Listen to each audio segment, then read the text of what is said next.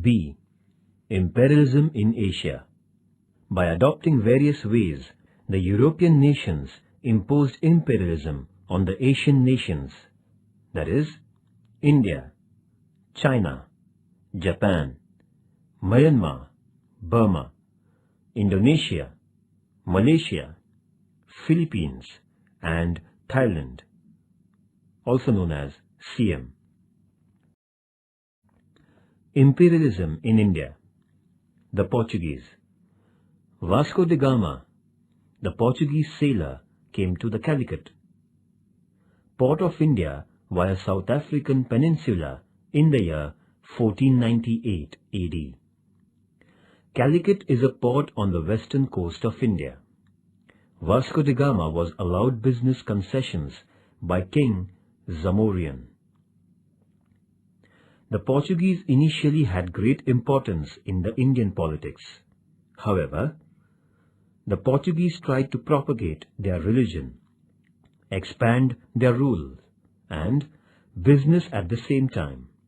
Therefore, they couldn't set up an empire in India. They got restricted to Goa, Diu, and Daman Islands only. The imperialism in China. China is the biggest nation in terms of population in the Asian continent. It was considered to be a dormant nation till the second half of the 18th century. The Chinese people believed their culture to be the most superior of all the cultures in the world. It was the Manchurian from 1644 to 1911 which was held responsible for allowing a gigantic China to be brought under the reign of the Europeans. The Portuguese, who came to China via the sea route, were the first European traders there. They alighted at the Canton port of China in the year 1517. They were allowed concessions within the Canton port. Later on, the Portuguese captured the Macau port. After the Portuguese, the traders from France, England, in China. The coastal region of China was used by them for setting up commercial centers. Nevertheless, China didn't allow anybody to interfere into its internal region for almost 200 years. The Chinese society was molded in the ancient Confucian philosophy. The 8-point regulation announced by China imposed several restrictions on Europeans. Those who wanted to enter into China were made to pay tributes to the Chinese emperor at reconciling with China. China began earning a lot of profit by virtue of selling tea, silk, and China vessels. After the Industrial Revolution, the face of China got drastically changed. The Western goods started to sell in China. For the promotion of trade, the European traders in China established an organization named Kohong. The imperialism in Japan. Japan, a nation located to the far east of Asia, is known as the land of rising sun. The Portuguese, the Spanish, and the Dutch people had been more or less involved in business with Japan from the 16th century. As these people tried to spread Christianity in Japan, they were expelled. Japan became a self-centered nation. The doors of Japan had been closed for the European nations for 150 years. As a result, Japan was known as a recluse, that is, hermit nation. In comparison with the Western nations, Japan was a backward, plutocratic nation. America paid special attention to Japan in 1850. It felt that Japan was a favorable place for business. With this commercial intention, America felt the need of making friendship with Japan. In the year 1852, Commodore Matthew Perry was appointed as a chief of the American Naval Mission to Japan. Thus, Commodore Matthew Perry first came to the Gulf of Edo in Japan in 1853. He made a request to the Japanese government for ensuring safety to the American ships within the marine boundaries of Japan, along with business concessions. The British. With the purpose of initiating business with India, the East India Company was set up by Britain in the year 1600 AD. When the British came to India, North India was ruled by the Mughals. In 1615 AD, the East India Company was permitted to erect a business centre in Surat by Badshah Jahangir. The policy of the company was concerned with only business in the beginning. However, the East India Company started to dabble in Indian politics as the Mughal rule began to show the signs of decline, with intra-dynasty conflicts cropping up after the death of Badshah Aurangzeb. The absolute rule of the British. Lord Dalhousie introduced doctrine of lapse and undertook the mission of merging the local princely states into the British Empire by rejecting the adopted successors in Jhansi, Nagpur, Satara, Sambhalpur, Udaipur, etc. The state of Ayodhya was merged under the pretext of maladministration. Other princely states were deprived of the periodic pensions and brought under the English Empire. Thus, in the 100 years between 1757 and 1857, almost the entire region of India was brought under the governance of England. The rise of British rule in Bengal. The British victory in the Battle of Plassey in 1757 and the Battle of Buxar in 1764 paved a way for the foundation of English rule in India. The expansion of British rule in South India. In the second half of the 18th century, South India had the domination of the Nizam, Hyder Ali, and the Maratha rulers. Hyder Ali was defeated by the British in collaboration with the Nizam and the Marathas. Afterwards, Tipu Sultan, the son of Hyder Ali, too was defeated. There had been 3 battles between the Marathas and the British between 1775 and 1818. Maharji Shinde defeated the British in the first of these battles. However, in the second battle, the British army came off with flying colours. Finally, Bajirao II had to face defeat at the Battle of Ashti at the hands of the English army, and the Maratha rulers were subdued. The Nizam had accepted the subsidiary alliance system. This system forced Nizam to station British army at his cost. Thus, the subsidiary alliance agreement helped the British to expand their territories in India. The power expansion in Punjab. After the defeat of Marathas, except for Sikh power, all princely states in India were under the British rule. It was Maharaja Ranjit Singh who organized the members of the Sikh community. The East India Company was under the threat of the Maharaja. The British would not do any damage to the Sikh reign as long as Maharaja Ranjit Singh was on the throne. The Sikh Empire had spread in the regions of Punjab, Sindh, Kashmir, and areas in Pakistan. In the wake of Maharaja Ranjit Singh's death in 1839, the quarrels among the successors of the Sikh Empire became an advantage for the British. The English Empire won the vast region under the Sikh Empire between 1845 and 1849. The Karnataka battles between England and France. In the Karnataka region, there sprang up a conflict in the bickering business affairs between England and France on the one hand, and the politics at the court of the Nawab.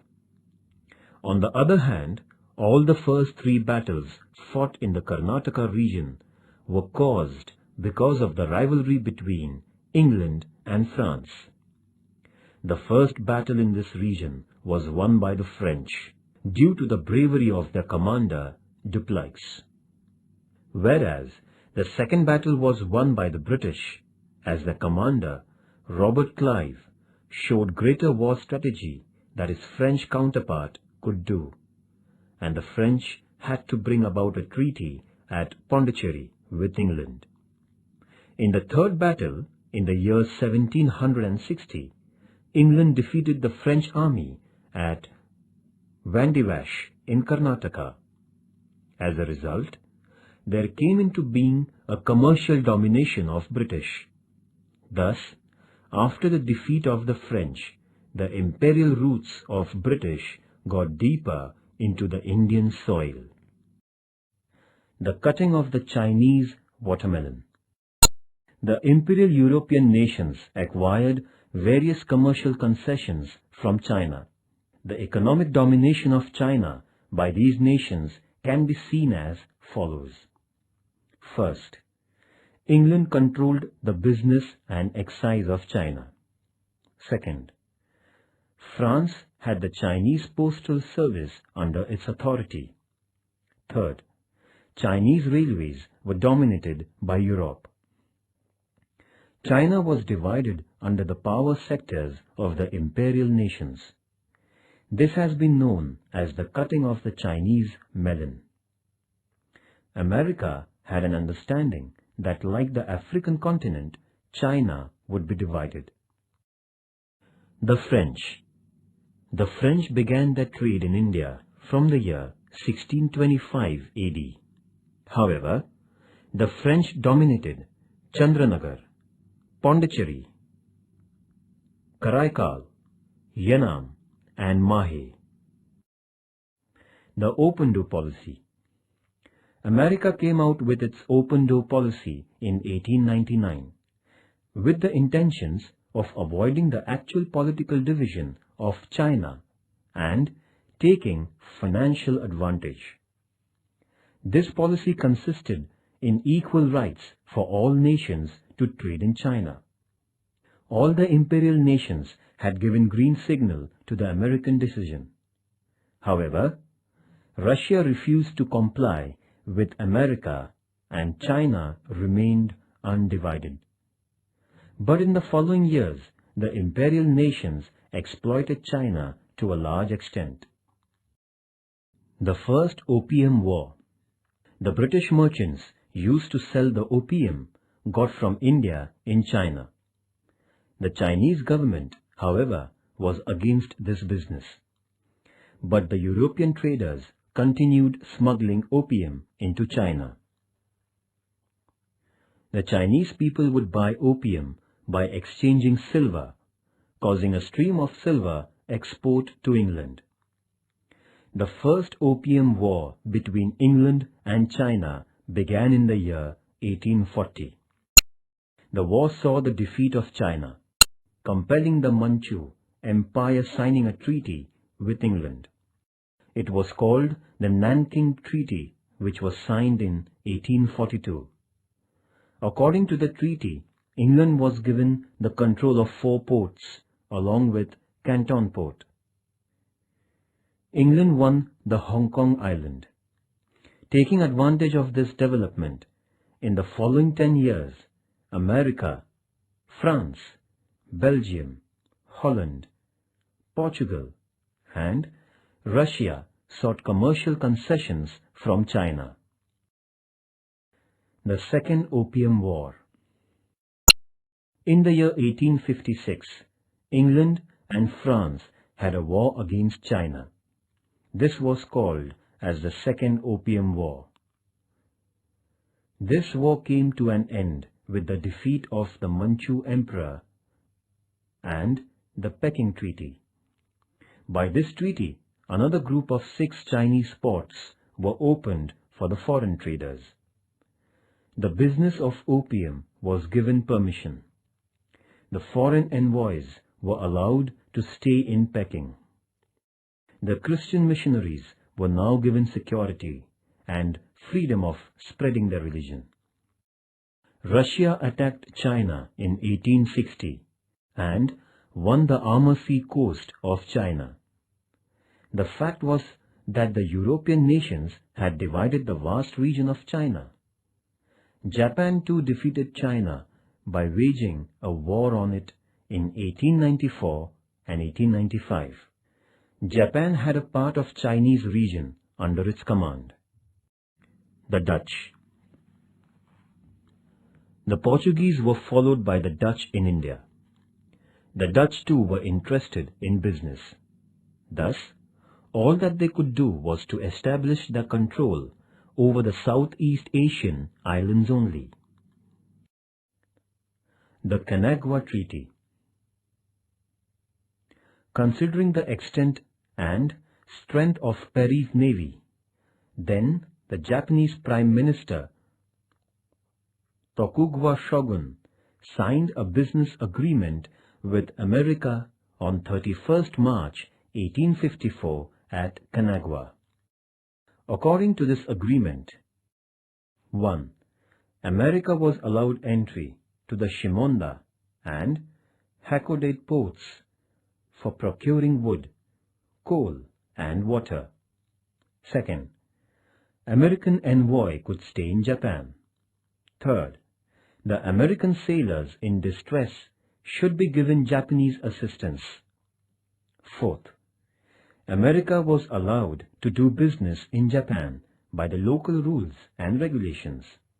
In this way, the non-aligned status of Japan came to an end, and the decline of Tokugawa Shogun began. England, France, Russia, and Holland desired to acquire business concessions in Japan, like America. Accordingly, Japan made agreements with these nations and granted business concessions. On the basis of the granted concessions, the imperial nations prepared themselves to exploit Japan. The imperialist nations went on to have trade concessions from Japan by virtue of modern power. Japan was thus made to realize its weaknesses and change its policy towards these nations.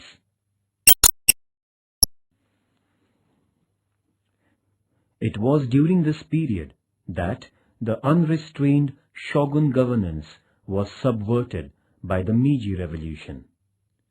Japan modernized itself by drastically changing the economic, political, and social fields, seeking motivation from the scientific and artistic development with which the European nations had defeated Japan.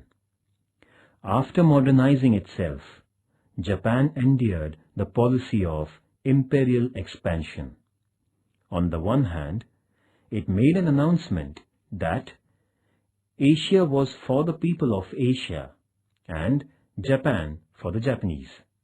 And on the other, with a view to imperial expansion, it defeated the powerful nations like China and Russia and annexed regions belonging to China. Japan brought Korea and Formosa under its empire. Japan, the nation which was a victim of imperialism, became a powerful imperial nation in Asia.